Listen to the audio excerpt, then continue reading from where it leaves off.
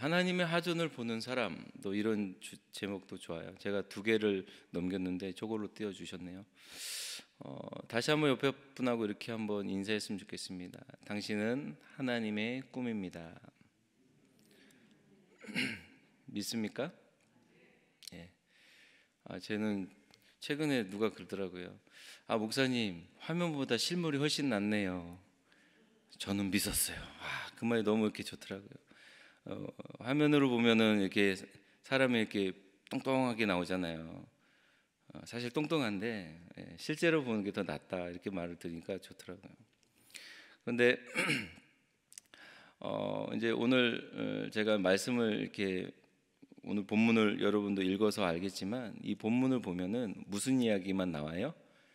다니엘이 환상 본 이야기만 나와요.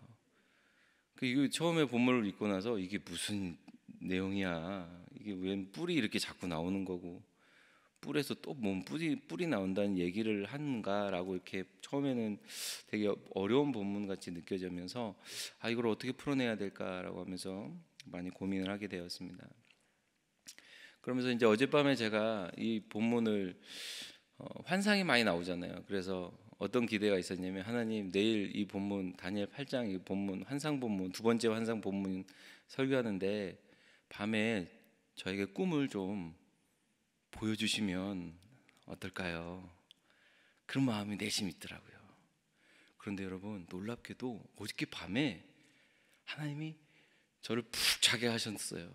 꿈을 아무 꿈도 안 주셨어요. 말씀에 집중하게 하신 줄 믿습니다. 그런데 이 꿈이라는 것이요, 제가 꾸고 싶다고 해서 꾸는 게 아니라는 거죠. 특별히 하존이라는 말이 이제 계시, 하나님이 보여준 환상. 우리가 말하는 비전이 이 원어가 이 하존이에요.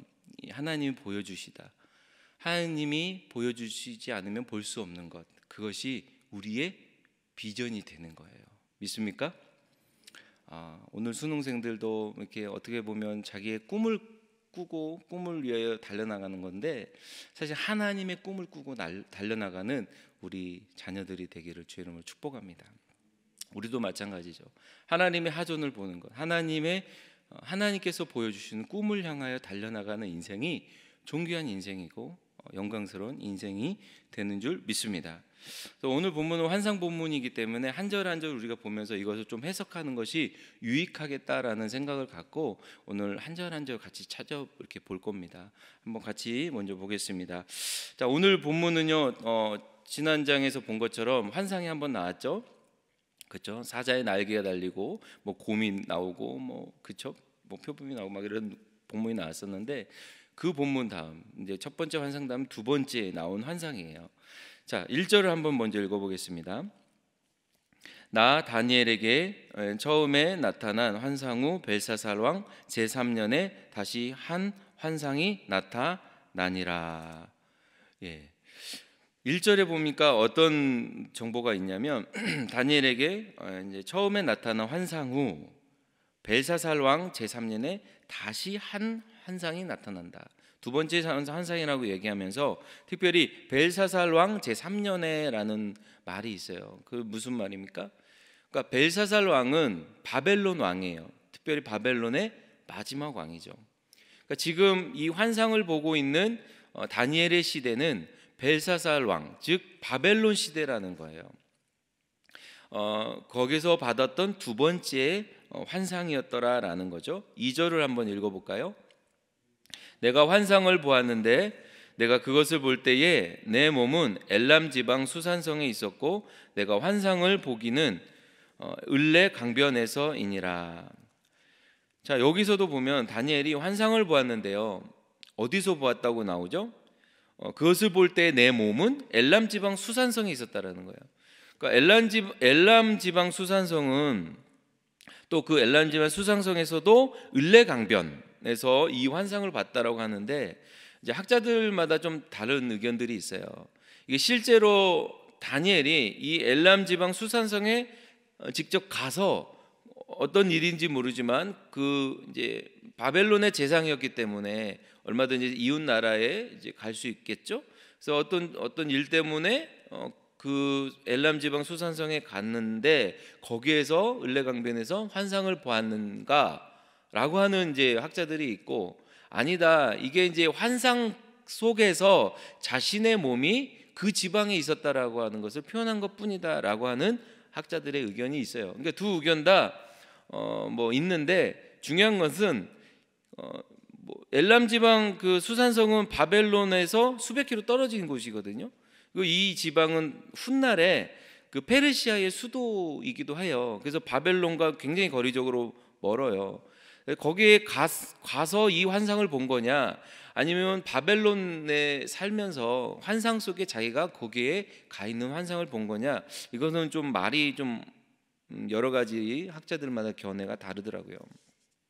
중요한 거는 그 갔는지 안 갔는지 모르겠지만, 중요한 거는 하나님께서 이 환상을 보여주셨고 그 내용이 무엇인가가 중요하겠죠. 자, 그래서 중요한 이제 3절이 본격적으로 내용이 펼쳐집니다. 3절을 한번 보겠습니다. 내가 눈을 들어 본즉 강가에 두 뿔 가진 순양이 섰는데 그 두 뿔이 다 길었으며 그중 한 뿔은 다른 뿔보다 길었고 그 긴 것은 나중에 난 것이더라.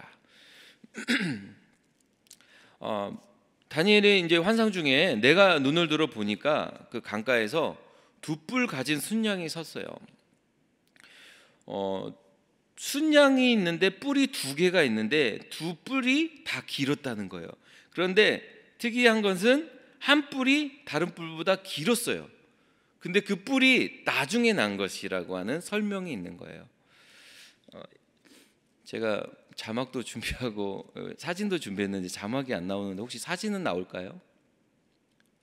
네. 사진 나오네요. 예. 이제 그걸 좀 띄워주세요. 예. 지금 이제 오늘 본문이 순양과 순염소의 이제 환상인데요. 저기에서 보면은 두 뿔이 있는 양이 있는데, 이것은 나중에 이제 알겠지만 이 두 뿔이라고 하는 것은 메대와 바사 연합국을 상징하는 거래요. 그래서 메대와 바사의 연합군인데 한 뿔이 더 길었다라고 하는 건 뭐예요? 나중 난 뿔. 메대와 바사 중에 바사가 나중에 난 뿔이에요. 근데 그 뿔이 더 길었다라는 말은 나중에 메대 바사 이 연합군 속에서 페르시아가 되는데 바사가 이제 나중에 메대를 통합 흡수하게 됩니다. 바사가 뒤늦게 출발한 더 약했던 나라였는데 나중에 또 강성해지고 메대를 흡수하면서 페르시아라는 그런 나라로 이렇게 통합이 되는 것을 설명하고 있다라는 거예요. 그러니까 이 메대와 바사 연합군 이 나라가 이제 상징하는 게 뭐냐? 이제 나중에 페르시아가 되는 이 나라가 바로 순양, 두 뿔을 가진 순양이라는 거죠. 자, 4절을 우리 한번 같이 또 읽겠습니다. 내가 본즉 그 순양이 서쪽과 북쪽과 남쪽을 향하여 받으나 그것을 당할 짐승이 하나도 없고 그 손에서 구할 자가 없으므로 그것이 원하는 대로 행하고 강하여 졌더라. 사진 내려주시고 다시 이제 화면을 비춰주시면 조금 이따 다시 한번 보여주세요. 내가 본즉 그 순양이 서쪽, 북쪽, 남쪽을 향하여 받았는데 그것을 당할 짐승이 없다라는 거예요. 그러니까 이 메대 바사 연합군이 굉장히 강성했다라는 거죠. 막 치고 나가는 거예요. 막 유럽으로 치러 나가고 막 그 쪽이 뭐 이렇게 북쪽으로도 막 나가는데 남쪽으로 가도 막을 재간이 없는. 그러니까 이제 고대 근동의 패권을 사실은 바벨론이라고 하는 아주 걸쭉한 나라였죠. 한동안 이제 수백 년 동안 바벨론이 통치했지만 그 바벨론이 이 메데 바사 나라에 의해서 함락이 돼버리는 거예요. 그런데 이 메데 바사 연합군이 얼마나 강성했는지 그냥 순식간에 바벨론조차도 무너뜨리고 그 고대 근동의 패권을 차지해 버렸다라는 것을 상징하는 지금 표현이에요. 일화에 따르면 이 바벨론 성은 굉장히 철옹성이라고 알려졌어요. 그러니까 침공하기 참 어렵고 까다롭고 한 번도 침공을 당해 본 적 없는 그런 철옹성 바벨론은 어떻게 이 메데 바사는 이겼을까? 그 바사의 그 고레스 왕이 참 용맹하고 좀 이렇게 지혜로웠던 것 같아요. 바벨론의 왕 벨사살 왕은 당시에 이제 그 철옹성을 믿었는지 밤마다 이제 그 술을 마시는 뭐 잔치를 막 베풀었다고 합니다. 그러니까 막 술 마시고 취해서 막 그렇게 잔치 속에 그러고 있는데 이 바사의 제국이 어떻게 하면 저 철옹성을 무너뜨릴 수 있을까 하면서 고민하다가 그 바벨론 성으로 흘러 들어가는 그 하천물, 개울물이 있었어요. 근데 그 물꼬를요 옆에 조그만 하천으로 그거를 틔운 거예요. 물길을 다른 데로 바꿔버리니까 물이 쫙 빠지잖아요. 그러니까 낮아진 수위 때문에 이제 걸어 들어갈 수 있는 그 바벨론으로 들어가는 통로가 이제 열린 거예요. 그것도 모르고 안에서는 술 마시고 그냥 그러고 잔치를 벌이고 있고, 메대 바사군이 물꼬를 트고 나서 물이 수위가 낮아진 그 틈을 타서 그 길로 무혈 입성을 해버린 거예요. 그래서 그냥 그 철옹성 바벨론성을 침공해서 무너뜨렸다고 하는 일화가 있었습니다. 지혜도 있었고 또 힘도 있었던 이 메대 바사, 그리고 나중에 이 페르시아가 이제 차지하는 것, 이게 바로 순양의 비유입니다. 두 뿔을 가진 순양. 자, 5절을 근데 한번 보겠습니다. 5절. 내가 생각할 때에 한 순염소가 서쪽에서부터 와서 온 지면에 두루다니되 땅에 닿지 아니하며 그 염소의 두 눈 사이에는 현저한 뿔이 있더라. 자, 아까는 순양의 어떤 그 환상이 보였다가 이번에는 한 순염소가 서쪽으로부터 와서, 서쪽은 어디입니까? 서쪽? 지금으로 따지면 이제 지중해, 유럽 쪽에서 나타난 거예요. 그 이 서쪽에서부터 온 지면에 두루 다녔는데 땅에 닿지 아니하며, 이게 무슨 표현? 이 표현이 무슨 의미냐면 발이 땅에 닿지 않는다는 만큼 그만큼 빠르게 치고 올라오는 세력이었다라는 거예요. 뭐가요? 그 염소가. 그 염소는 어디를 말할까요? 나중에 훗날에 헬라 제국을 얘기하는 거예요. 그런데 그 염소 두 눈 사이에 현저한 뿔이 하나 있다라는 거죠. 그 현저한 뿔은 누구를 말할까요? 바로 그 헬라 제국을 이끌었던 그 알렉산더 대왕을 얘기하는 거죠. 알렉산더 대왕이 이끄는 이 헬라 제국과 지금 메데 바사, 나중에 이제 페르시아와 이게 둘이 싸운 거예요. 아까 우리 사진 보았죠? 그 순양과 순염소가 부딪힌 거예요. 그 이제 환상을 이렇게 본 거예요. 인터넷에 제일 유명한 사진이라고, 이 사진이 가장 잘 표현한 것 같아요. 막 이렇게 다니엘을 보는데 이 큰 염소와 큰 순양이 둘이 딱 붙었어요. 누가 이겼을까요? 뒤에 나타난 이 순염소가요 이긴 거예요. 그런데 이 순염소가 굉장히 화가 나 있는 상태에서 부닥친 거예요. 우리 6절 한번 볼까요? 그것이 두 뿔 가진 순양 곧 내가 본 바 강가에 섰던 양에게로 나아가되 분노한 힘으로 그것에게로 달려가더니. 분노한 힘으로 달려갔다는 건 무슨? 그러니까 그동안 페르시아에게 당한 게 있었거든요. 헬라가. 헬라는요 그렇게 큰 제국이 아니었어요. 누가 나타나기 전까지, 알렉산더 대왕이 나타나기 전까지 늘 당했던 약소국에 불과했다가 알렉산더의 대왕이라는 아주 걸쭉한 인물 하나가 강성한 제국을 만든 거예요. 근데 이 제국이 나중에는 파죽지세로 이게 나타나면서 어떻게 되죠? 페르시아와 맞붙게 되고 페르시아를 무너뜨리게 됩니다.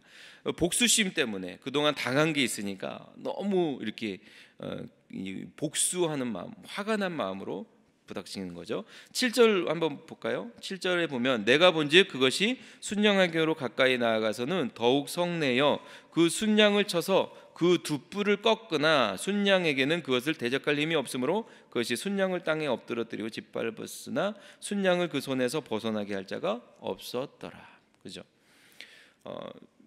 바벨론을 쉽게 점령해 버렸던 그 힘있던 페르시아 군대도요 이제 다시 더욱 강력한 힘으로 무너뜨리는 헬라 제국 앞에 무너져 버리는 거예요. 그래서 그 장면을 묘사하는 거고요.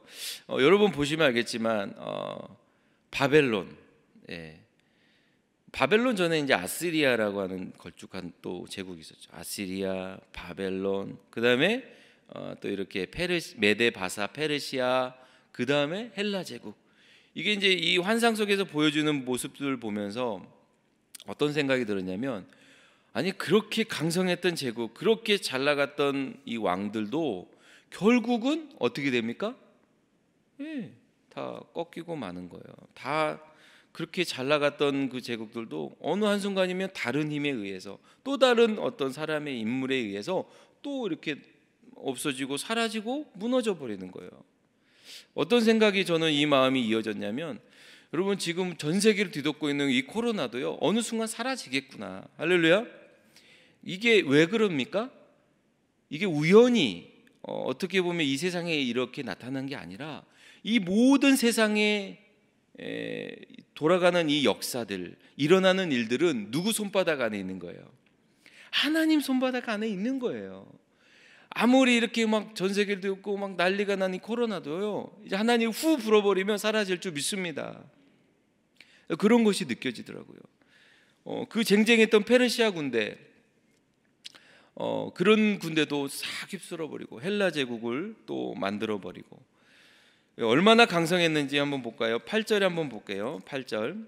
순념소가 스스로 힘이 강대하여 가더니 강성할 때에 그 큰 뿔이 꺾이고 그 대신에 현저한 뿔 넷이 하늘 사방을 향하여 났더라. 자, 스스로 힘이 강대해졌다는 거예요. 그게 강성할 때, 막 정말 잘 나갈 때에 그 큰 뿔이 뭐예요? 알렉산더 대왕이잖아요. 근데 갑자기 꺾여버려요. 그러니까 알렉산더 대왕이요, 20살에 왕위로 올라가서 페르시아 군대를 이겨버린, 그 페르시아 제국을 이긴 그 나이가 25밖에 안 된대요. 말이 됩니까? 25 청년이 전 세계의 패권을 장악한 거예요. 그리고 인도, 더 나아가서 저기 인도 땅까지 정복을 해버리잖아요, 알렉산더 대왕이. 그 나이가 33살밖에 안 돼요.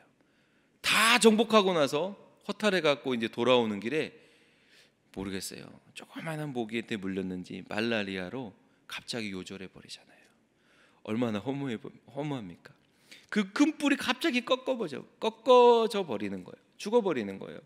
그리고 나서 이제 알렉산더 대왕이 죽고 나니까 그 수많은 정복한 영토, 얼마나 넓습니까? 그 강대한 영토를 밑에 있었던 그 밑에 있었던 걸출한 그 7 장수가 있었어요. 알렉산더 밑에 그 7 장수가 서로 치열하게 경쟁한 끝에 4개의 나라로 분리하게 되는 것이죠. 한 번은 그 알렉산더 대왕이 죽기 전에 신하가 물었다는 거예요. 그 알렉산더 대왕에게 아들이 하나 있었는데, 만약 당신이 죽으면 이 나라를 아들에게 물려줄 것입니까? 이렇게 물어봤는데, 알렉산더 대왕이 그랬대요. 내 아들이 아니라 제일 강한 사람에게 이 나라를 차지하게 할 것이다라고. 그러니까 굉장히 강한 거에 집착이 심했던 사람인 것 같아요. 어쨌든 그렇게 강성했던 그 사람도 말라리아의 그 열병을 이기지 못하고 큰 뿔이 꺾여버리고, 그 큰 뿔이 꺾여버린 그 상황에서 다시 현저한 뿔 4이 나오는 거예요. 뿔 4개가 나오는 거예요. 그게 바로 이제 그 알렉산더 제왕이 이루었던 큰 광활한 그 땅을 4분할하게 되는 거죠. 그러면서 유럽 쪽에 마케도니아와 그리스를 차지하는 카산드라 왕조, 또 소아시아를 점령한 니시마쿠스 왕조, 그다음에 이집트 쪽 아래쪽에는 프톨레미 왕조, 나중에 프톨레미가 되죠. 그리고 마지막 이란과 시리아를 담당하는 셀루쿠스 왕조, 이런 식으로 나누어지게 되는 것이죠. 우리 구절을 한번 사진 보면 저기 4개 뿔 중에 하나의 뿔이, 작은 뿔이 나오잖아요. 거기를 설명하는 거죠. 구절 한번 읽어볼까요? 그중 한 뿔에서 또 작은 뿔 하나가 나서 남쪽과 동쪽과 또 영화로운 땅을 향하여 심히 커지더니, 이 4개의 뿔이 나왔는데 그 중에 한 뿔이 나온 거예요. 이 작은 뿔 하나, 왜 작은 뿔이라고 표현했을까요? 역사 속에서 보면 이 작은 뿔이 누구를 말하냐면 그 유명한 안티오쿠스 에피파네스 4세예요. 이 사람은 좀 기억해 놓을 필요가 있는 게, 이스라엘 유대인들에게 원수와 같은, 미치광이 살인자라고 별명이 있을 정도로 한 번은요 이 왕이요 이 안티오쿠스 에피파네스가 안식일날 유대에 아무것도 못 하잖아요. 그때 쳐들어와 가지고 한 날 8만 명을 죽이는 사건도 일어납니다. 그러니까 원수와 같은 이 왕이 나오는데요. 원래는 왕의 제목이 아니에요. 왕이 되기 위해서 가족도 막 죽이고요. 거짓말은 얼마나 잘하는지. 그러한 사람이 바로 이 에피파네스 4세라는 거예요. 이 왕이 이제 셀루쿠스 왕조에서 나타나게 되는데 이제 이 왕이 이스라엘을 점령하고 다스리면서 극심한 핍박을 합니다. 야훼 신앙에 대한 극심한 핍박을 하는데 그 장면이 10절 12절이에요. 우리 한번 10절에서 12절까지 읽어볼까요? 그것이 하늘 군대에 미칠 만큼 커져서 그 군대와 별들 중에 몇을 땅에 떨어뜨리고 그것들을 짓밟고 또 스스로 높아져서 군대의 주제를 대적하며 그에게 매일 드리는 제사를 없애버렸고 그의 성소를 헐었으며 그의 악으로 말미암아 백성이 매일 드리는 제사가 넘긴 바 되었고 그것이 또 진리를 땅에 던지며 자의로 행하여 형통하였더라. 이게 무슨 말이냐면 여기서 이제 그 하늘 군대, 이제 이 하늘 군대라는 거는 이스라엘을 상징합니다. 하나님의 군대 이스라엘. 근데 이 이스라엘을요 얼마나 핍박했는지, 별들 중에 몇을 땅에 떨어뜨렸다라는 것은 그때 당시 대제사장도 그냥 목이 날아가 버렸어요. 제사를 못 드리게 합니다. 아침 저녁으로 하루에 2번씩 제사를 드리잖아요. 그런데 제사장들 제사를 못 드리게 하고 성전 기물을 다 빼버리고 그 예루살렘 성의 그 성전을요 완전히 신성모독을 해버렸는데 거기에다가 그 하나님이 제일 싫어하는 우상을 제우스 신을 갖다 놓고 돼지 머리를 올려놓고 돼지의 피를 뿌리고, 성경의 구약에 보면 돼지는 그 정결한 동물이 아니에요. 부정한 동물이에요. 근데 그 돼지의 피를 뿌리고 돼지 머리 올려놓고 제우스 신 상을 올려놓고 완전히 이 성전을 헐지는 않았지만 성전에 대해서 완전히 그 친성 모독을 한 그 왕이 바로 에피파네스 4세입니다. 그 와중에 이제 마카비 혁명이 나오는 거죠. 이 그런 이스라엘의 큰 고통에 사람들이 참다 못해 이제 대적하게 되면서 마카비 혁명이 나오고, 또 이 에피파네스 4세도요 갑자기 요절해요. 참 재미있죠. 근데 그렇게 끝나지 않을 것 같은 핍박도 어느 순간 끝나게 되는 거죠.